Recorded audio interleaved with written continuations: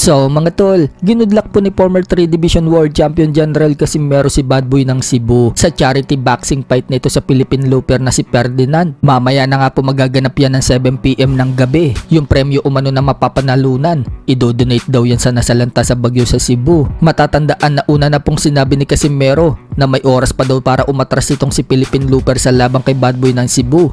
Baka daw kasi makoma ito kapag tinamaan ni Bad Boy ng Cebu ng suntok. Pero pinag-iingat din po ni Casimero si Bad Boy ng Cebu dito kay Ferdinand. Baka daw kasi masingitan siya. Malakas daw kasi ang resistensya nitong si Ferdinand. Nilalakad daw kasi nito ang buong kalawakan. Bad Boy! Boy! Bro! Pare, mag-iingat ka dyan. Nilalakad buong kalawakan yan. Ha?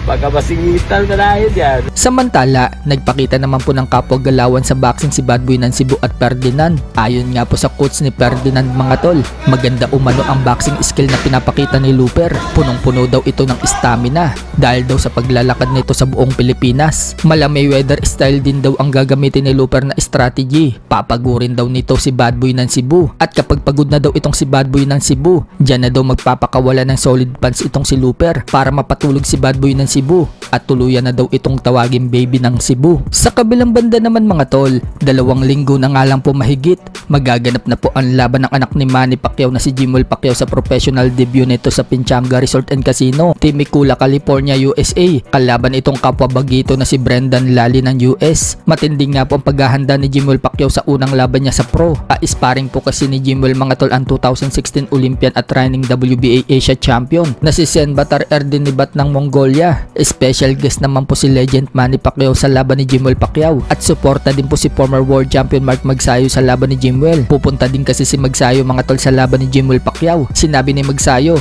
na matagal na daw nagte-training si Jimwell at may chance daw itong mag-champion. Hihilo talaga siyang pro.